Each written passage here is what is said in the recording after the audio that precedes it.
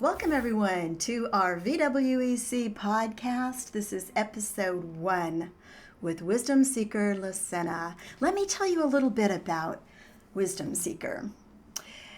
She first came into Second Life at the end of 2011 when she was in her mid-70s and she was retiring from her primary career as a psychotherapist. She was fascinated by the possibilities of Second Life, how they offered so many ways for bringing the work that she was already doing to promote brain health to a global audience and in a totally new way. So, Spiff, would you get us started with an interview question? Sure, thank you. And welcome, Liz. So, our first question we'd like to dig into here is, can you tell us about Inspiration Island and how it all began? Well, thank you. I'm delighted to be here and start this whole thing off. So, Inspiration Island began as a home for whole brain health programs, which was my initial idea when I came into Second Life. Uh, and it has evolved into a center for lifelong learning for Second Lifers who want to be proactive about increasing their total well-being. So we offer them evidence-based information and fun activities that are self-guided and hosted. So the self-guided activities, for example, could include our Character Strengths Park, where they learn the kinds of things or explore the kinds of things that can help them maintain themselves healthfully their whole lives. And the hosted activities are a lot of different kinds of discussions and other kinds of programs that are interactive where people get together and talk. So in both cases, we're trying to help people learn how to use Second Life to improve their life outside. Great. Well, do you have any new projects in the works? Well, we're always evolving, which means that we're always working. In May, we hosted a week-long conference on healthful aging in Second Life that showcased the many other people and programs available here who also contribute to Second Life's value for increasing residents' quality of life in-world and out-world. Right now, we're revamping our Welcome Center to help visitors better understand how to use the island for their greater well-being. Whole Brain Health is the virtual arm of our nonprofit, Ageless Mind Project. Outworld, Ageless Mind Project now has a website, a Substack newsletter, and a podcast, and a Facebook group called Design Your Ageless Mind. And many members of Second Life are part of that group, which is wonderful. Each of these has a direct link to Second Life because we want to create more bridges for people on both sides to travel back and forth. And I do want to say that I could not do any of this without the assistance of my Second Life team and the WEH Collective.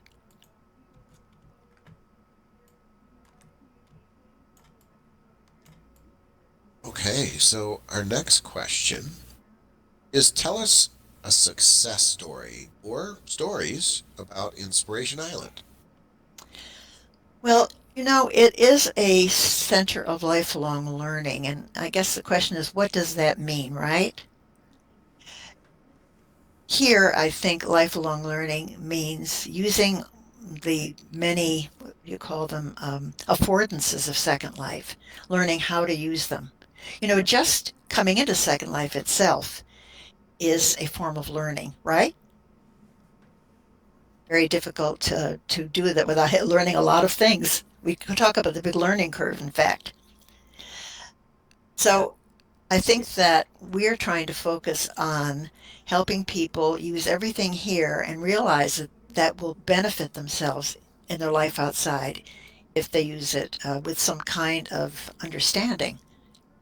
So we have a lot of volunteers, and the way we got volunteers is kind of interesting. I started out with maybe one person that I met when I was made a kind of weird little um, maze for a Second Life birthday, and I hardly knew how to do anything. And Tuya Hines, who is now our associate director in the whole brain health, came by, and she liked the fact that I put into the maze a series of little sentences. I mean, you put them together, they made a sonnet, but you had to figure out how to do it. So she said, I'd like to do more with you. And from that moment on till now, we have about 30 volunteers who've been very stable, and we continue to grow.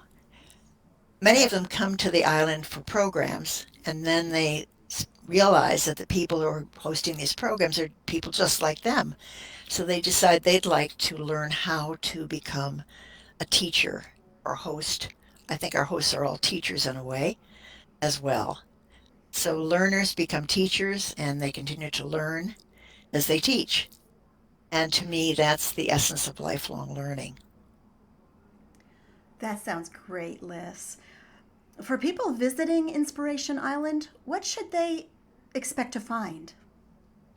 We have so much that it's almost overwhelming.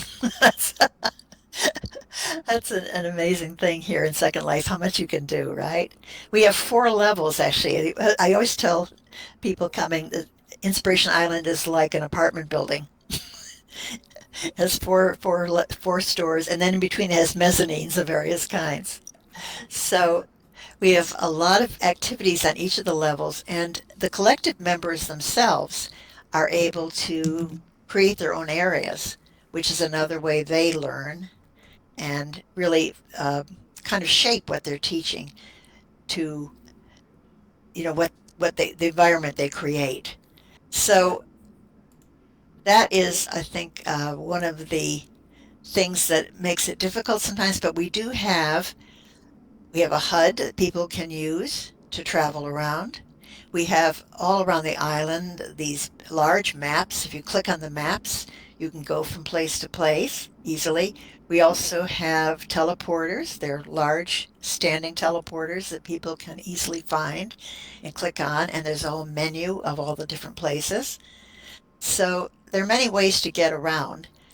And right now, what we're focusing on actually is giving people a more clear picture of how they can go through kind of process um, using our island to develop their own plan for well-being. They can decide what of the things here we have here they would like to do here and also outside of Second Life that will increase their health in general. So we also recently added a second connected region called Inspiration Bay. And this links us directly to Rockcliffe University. We're part of Rockcliffe Estate, and it's a gorgeous underwater experience we're still developing. Quite amazing. One of the people who's a part of our collective created this for us. We'd like to make this, to integrate this into our overall program, but it's still under development. And we Well, want to it's hear from people. We have drop boxes where they can leave messages for us all over the region. Our mantra is that we learn best by doing, and interacting with others for lifelong learning strengthens body, mind, and spirit, our total well-being, and our health span. well, it's an amazing sim and something to be very proud of for your team and all the people. I'm gonna kind of end here on hopefully a little bit of a whimsical note or fun, because Second Life is so vast. Can you what would be your favorite landmark outside of your own sim? Well, everybody knows that I hardly ever leave my own sim because there's so much on here and there's so much to do and so many people here. But I definitely spend a lot of time over at Nonprofit Commons at the meetings and also at a loft where all of us have offices, which are quite unusual. I hope people will visit a loft and see all the different ways we have tried to um, convey what our different nonprofits do. This is wonderful, Liz. Thank you so much for sharing what you have done here in Second Life and all that's going on. And if there's anyone new to Second Life, I certainly hope that they will come and check it out and visit Inspiration Island. This has been great. Thanks for being here. And this is Val Librarian and Spiff Whitfield signing off. Hope you'll join us for another podcast.